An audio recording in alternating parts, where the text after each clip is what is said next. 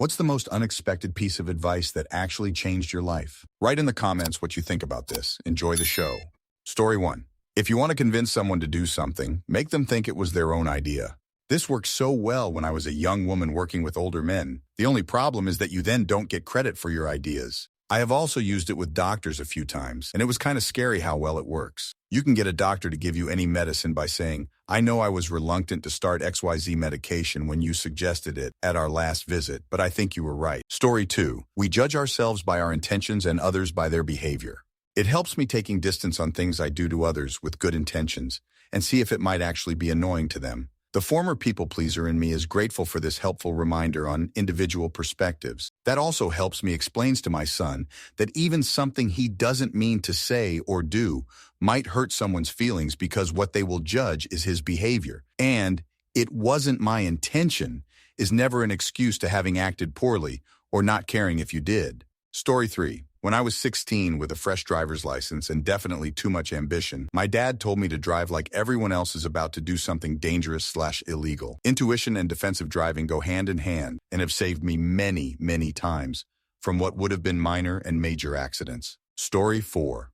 You are not responsible for other people's feelings. If they are mad, let them be mad, even if they are mad at you. It is not your responsibility to constantly keep the peace by overstepping your own boundaries. And other people are allowed to have their own feelings, even the negative ones, and so are you. Story 5. One piece of advice I have found so hard to follow my whole life has been stop stressing about things you can't fix.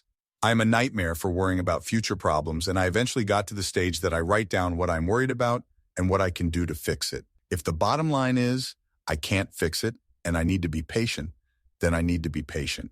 It's hard to follow because naturally I like to be organized, to an abnormal degree. But I am trying to make myself prioritize what is important to think about and what can wait. Story 6, I found it on Tumblr. There was this post that basically said, when you talk negatively about yourself, even if you're ironic, you will start believing it. When you make a mistake, don't say, "Oh, I'm such an idiot," etc., etc. Compliment yourself even sarcastically. You make a mistake and go, "Oh, look at me. I am a genius. No one could have done this Lowell." This post was longer and better worded, but it was life-changing for me. I started noticing how much negativity I spewed about myself and how much it actually affected me. "Oh, but come on, I'm being ironic. I don't actually hate myself. It's just that I mess up so much." And I was literally suicidal, LOL. So yeah, putting a little effort into saying sarcastically positive things about myself made my mindset slowly change, and drastically, and also made me appear more charismatic and fun. Because if you make too many jokes about dying, how much you dislike yourself, etc., people feel awkward around you because how do you respond to that?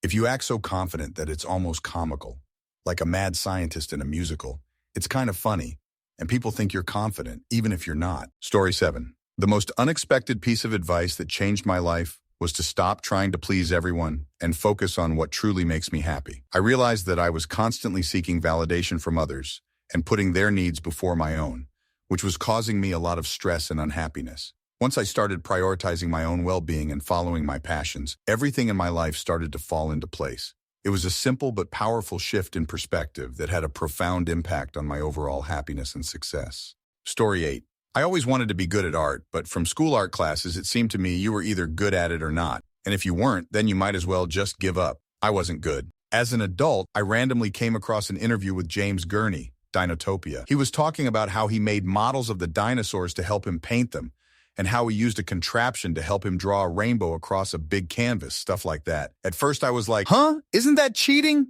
Then I got to understand from him that making art is just problem solving. You can use whatever you want to solve the problem. Bad art just means you're still working on finding a solution, and photorealistic, perfect, shiny copies of life aren't the only problem in art to be solved. I draw every day now, and I no longer worry much about the quality because the problem I'm trying to solve is just capturing the things around me in my own way. His enthusiasm and inventiveness in art genuinely changed what I do every day. Story 9, I was talking to my therapist about my extremely low self-esteem.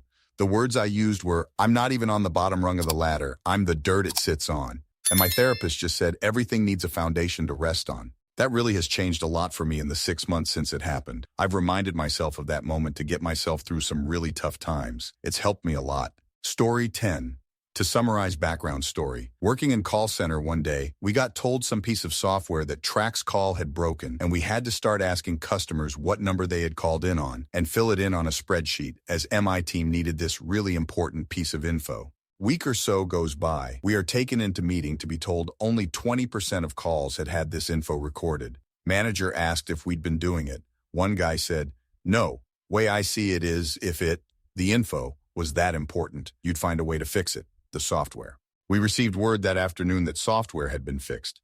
Maybe it was coincidence, maybe not. But I learned two things that day. The first was to not just instantly take someone's word for it when they label something urgent, important, or whatever. Look around what they're saying, so to speak, at context, their own actions, etc. Secondly, what my colleague said was basically, actions speak louder than words. But this is just a glib, generic term, piece of advice. By finding a way to use it in an actual true life scenario, he made the message much more powerful and effective. Story 11, stop biting the electric fence. If you can't achieve something or get past something, or there's something getting in your way, stop attacking it even harder with the same technique approach. You're just hurting yourself more and getting nowhere. Pause, take a few steps back, and take a really good look at where you want to be, why, and what alternative methods there might be for getting what you want without getting shocked.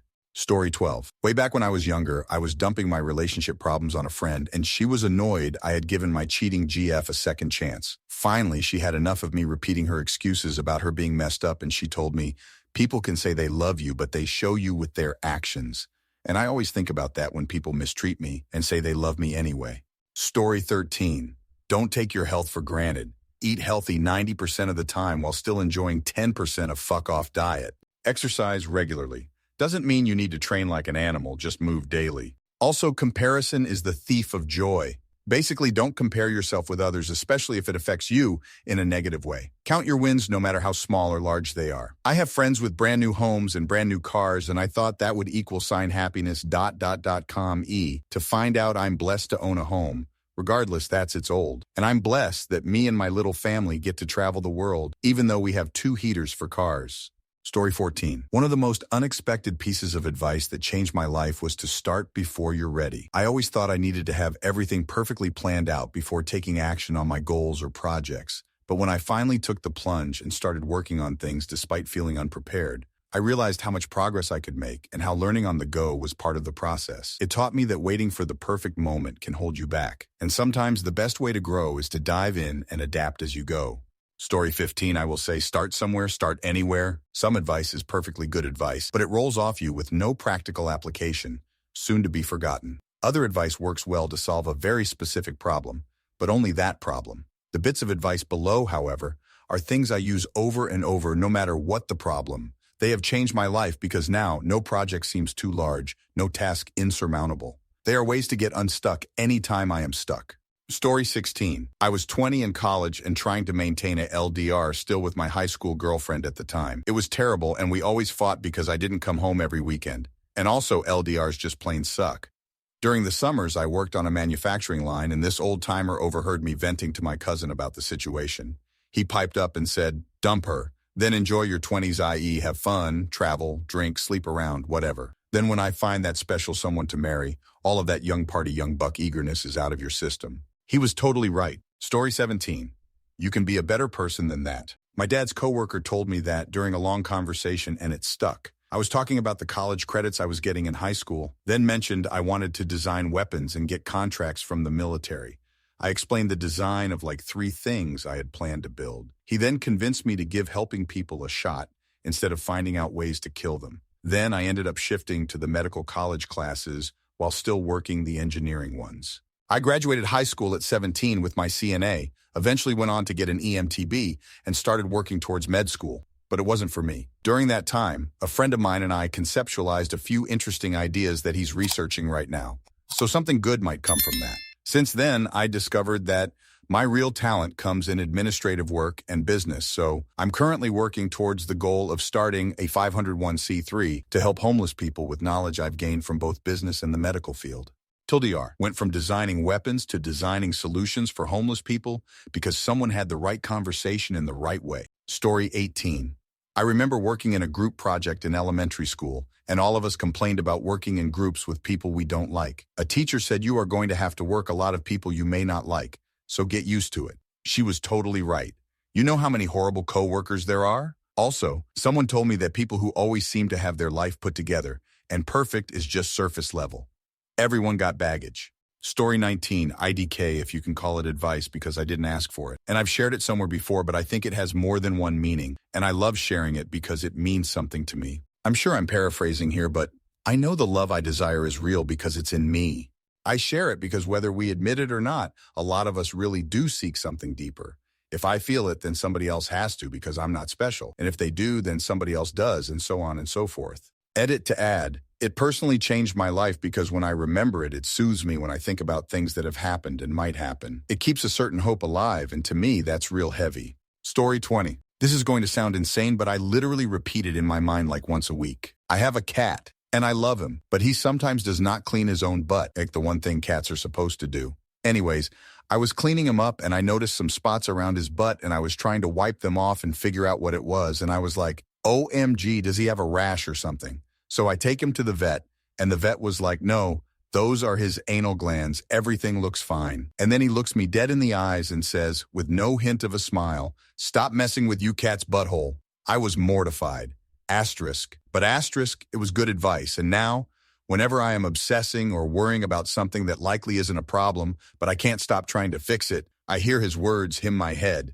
Stop messing with your cat's butthole. And usually it makes me laugh and helps me move on. Story 21, take her at her word. Was talking to a girl for almost a year. I was loyal, like all the way in love. Didn't think I'd feel it again. Sadly, the girl was in a bad place in life and had previous bad experiences men.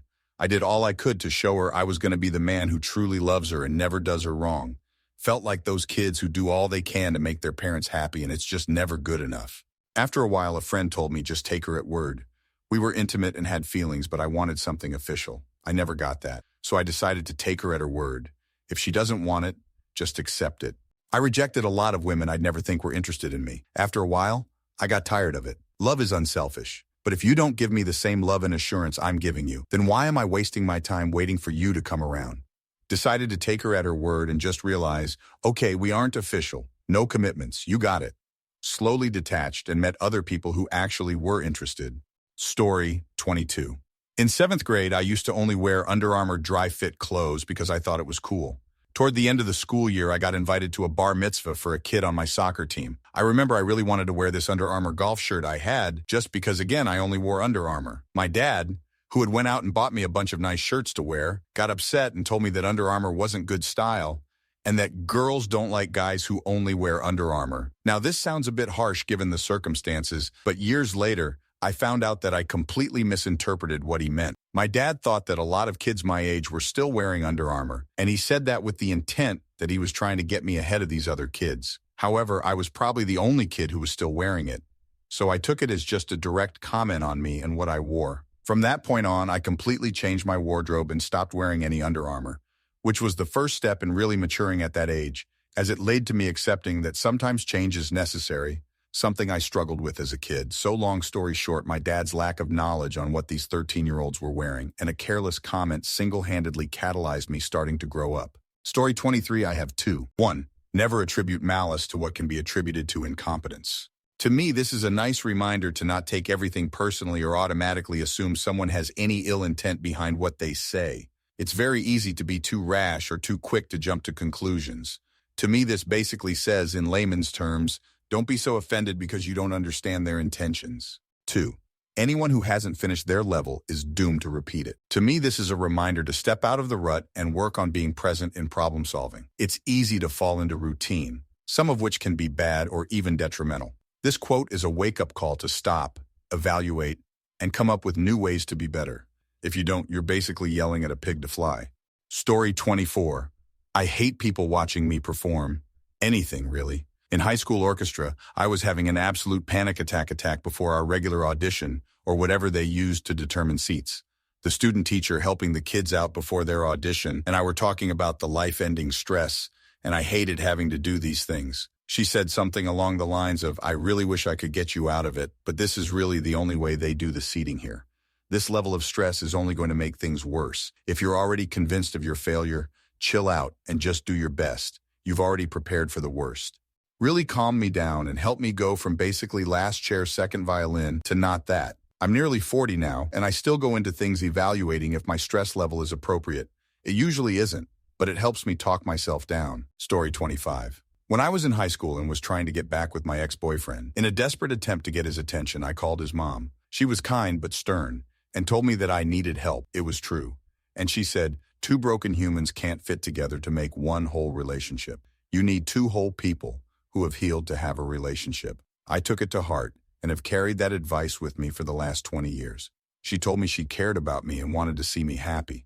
Her kindness that day was the seed that encouraged my mental health healing as an adult. Thank you very much for watching. If you liked the video, like it. Be sure to write comments and share your stories.